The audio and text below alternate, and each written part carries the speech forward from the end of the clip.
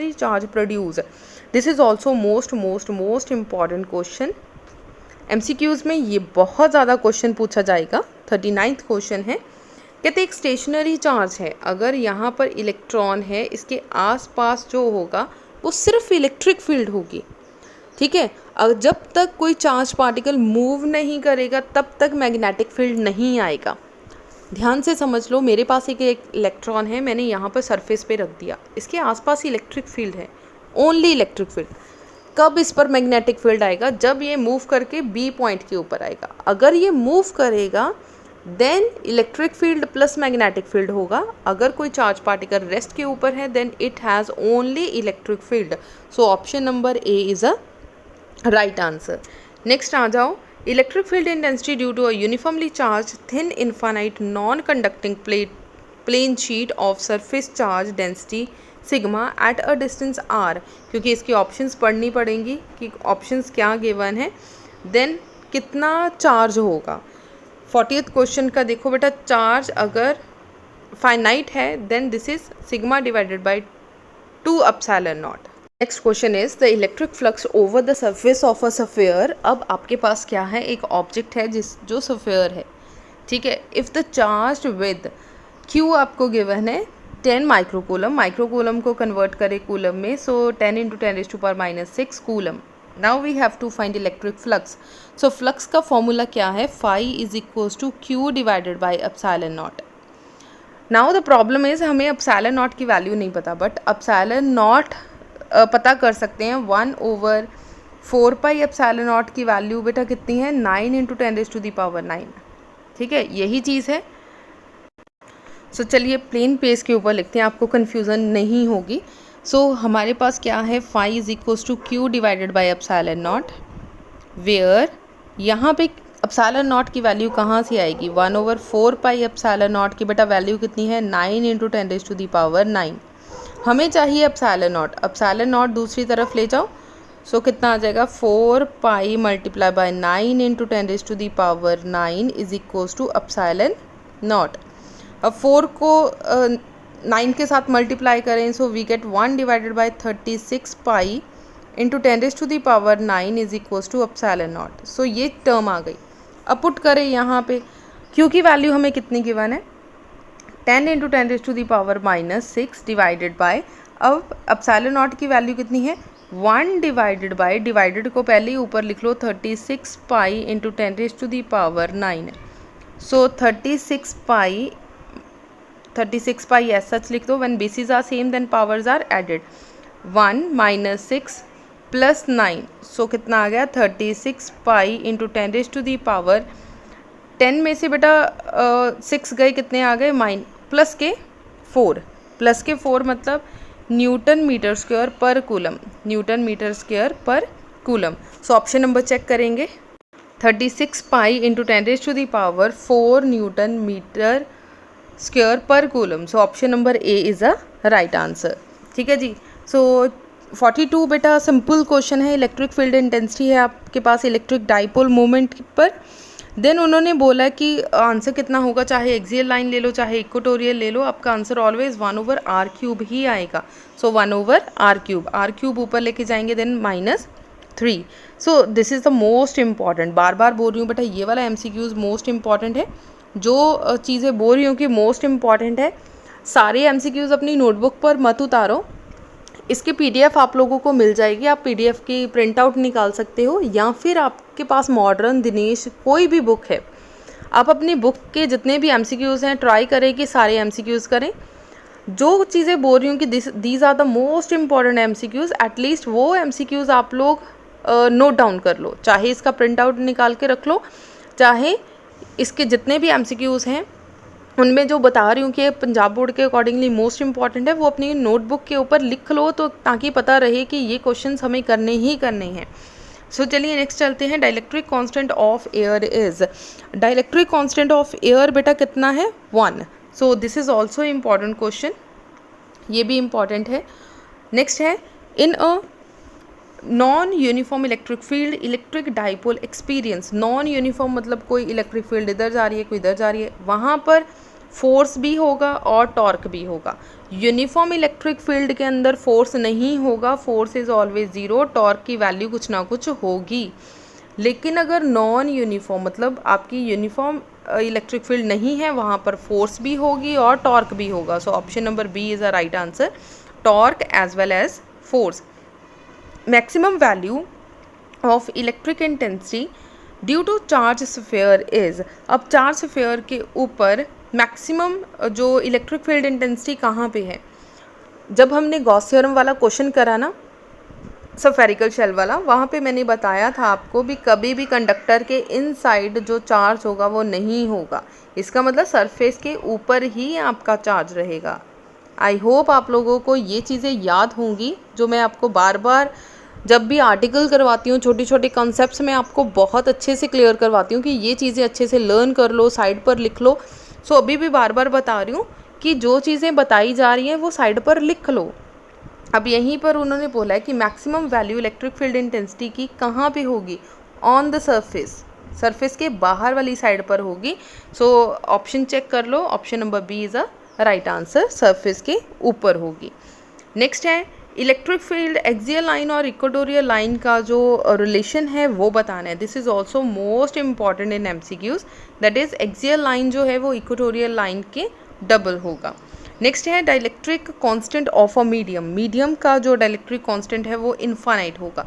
बेटा this is also most important question, ये भी इम्पॉर्टेंट क्वेश्चन है कि डाइलेक्ट्रिक कांस्टेंट मीडियम का कितना होगा. When electric dipole is a stable equilibrium, यहाँ पर भी बहुत फोकस से आप लोगों को पढ़ाया गया था कि कब इक्विलिब्रियम स्टेट आएगी, कब अनइक्विलिब्रियम स्टेट आएगी, कब ज़ीरो होगा, कब क्या होगा. सो ये चीज़ें, ये स्पेशल केस हमने बहुत अच्छे से पढ़े थे. सो आई होप आपको इसका आंसर आता होगा. When electric dipole is a stable equilibrium, जब स्टेबल होगा then angle between the dipole moment P और इलेक्ट्रिक फील्ड स्ट्रेंथ के बीच में एंगल कितना होगा, 0. So option number A is a right answer, answer होगा आपका 0. ठीक है जी. सो चलिए नेक्स्ट क्वेश्चन पे चलते हैं, 49 नंबर क्वेश्चन पे. Which of the following graph represent the variation of electric field intensity E due to the charged spherical shell? Charge spherical shell की वजह से कौन सा ग्राफ होगा. सो ग्राफ बनेगा आपका गॉस थ्योरम के अंदर ये वाली चीज़ें. सो ये जो क्वेश्चन है ये CBSE का क्वेश्चन है, बट आप लोग ग्राफ ही देखना है, एक बार समझना है. सो समझ लो, देख लो कि इस तरीके का ग्राफ बनेगा. सो कोई भी क्वेश्चन आपको छोड़कर नहीं जाना, ज़रूर पढ़ें जो सिंपल क्वेश्चन है. नेक्स्ट है which of the following graph represent the variation of electric field E due to the charge insulating solids sphere of radius R, तब ग्राफ कैसा होगा। So this is also easy question, ठीक है। सो इसका graph ये बनेगा। आप अपनी एक बार बुक, क्योंकि ग्राफ्स हमने नहीं करे अपनी वीडियो के अंदर, जो हमने आर्टिकल करे वहाँ पर ग्राफ्स हमने डिस्कस नहीं किए। सो अपनी बुक, मेन बुक उठाना, वहाँ से अपनी ग्राफ चेक करना कि ग्राफ कैसे बने हैं। अगर आपको ग्राफ अच्छे से समझने हो देन कमेंट सेक्शन में देना।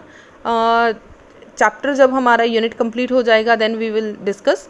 सो एक बार देख ज़रूर लेना। नेक्स्ट है dimension formula of permittivity of free space is. So I think ये आपको आंसर आता होगा। सो इसका ऑप्शन नंबर है ए। सो मैं इसे एक्सप्लेन नहीं कर रही, आई होप सेम आंसर है जो पीछे डिस्कस किया था। Dimension formula of electric flux is, option number A is the right answer, ml³ t-3 t-a-1. The number of electron present in 1.6 into 10⁻⁶ coulomb charge.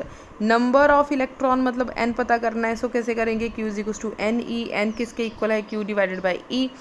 So q कितना given है, -1.6 into 10⁻⁻⁶। सो इसे solve करके देखें, answer solve करें, आपका answer कितना आएगा, 10⁻13। सो ये हो गए आपके सिंपल MCQs। सो MCQs 53 MCQs हैं, मोस्ट इंपॉर्टेंट आपको साथ साथ बताए गए हैं कौन से क्वेश्चन इंपॉर्टेंट है, कौन से क्वेश्चन सिंपल हैं। सो जितने भी मोस्ट इंपॉर्टेंट क्वेश्चन है बेटा बिल्कुल भी छोड़कर नहीं जाने, बहुत अच्छे से पढ़ के जाओ ताकि लास्ट तक हमें कोई प्रॉब्लम ना आए। सो चलिए जल्दी जल्दी से MCQ फिलिंग द ब्लैंक करेंगे। 15 फिलिंग द ब्लैंक हैं। आई होप आप लोगों को PDF पहले मिल गई होगी टेलीग्राम चैनल पे। सो आई होप आप लोगों ने क्वेश्चन सॉल्व करे होंगे। सो चलिए आंसर चेक कर लो। The transfer of dash is cause of quantization of electric charge. किसकी वजह से ट्रांसफ़र, क्या चीज़ें होती हैं, इलेक्ट्रॉन्स ट्रांसफ़र होंगे, कौन से, integral number of electrons. So second question है चार्जेस कैन बी क्रिएटेड और डिस्ट्रॉय इन, चार्जेस क्रिएट या डिस्ट्रॉय किए जा सकते हैं equal and unlike pair only, equal and unlike pair only. Next है electrostatic force between two charge is spherical symmetric. ठीक है, अगर इलेक्ट्रोस्टैटिक फोर्स दो चार्जेस के बीच में देखी जाए that is the spherical symmetry. Next है the electrostatic force between two charges obey, किसे ओबे करेगा, इन्वर्स स्क्वायर रूल को। This is important question, inverse square law. Next है electric charges on a body में बी, एक electric charge है उसकी body पर कौन सा चार्ज होगा, it may be positive, negative और ज़ीरो। आंसर क्या आएगा, पॉजिटिव, नेगेटिव और ज़ीरो। 6 है like charges dash each other, like charges repel each other and like charges, जो लाइक चार्जेस हैं वो क्या करेंगे, रिपेल करेंगे, और अनलाइक चार्जेस क्या होंगे, अट्रैक्ट करेंगे। नेक्स्ट आ जाओ, the value of absolute permittivity क्या है, 8.85 इंटू 10⁻⁻12 कूलम स्क्वायर पर न्यूटन पर मीटर स्क्वायर।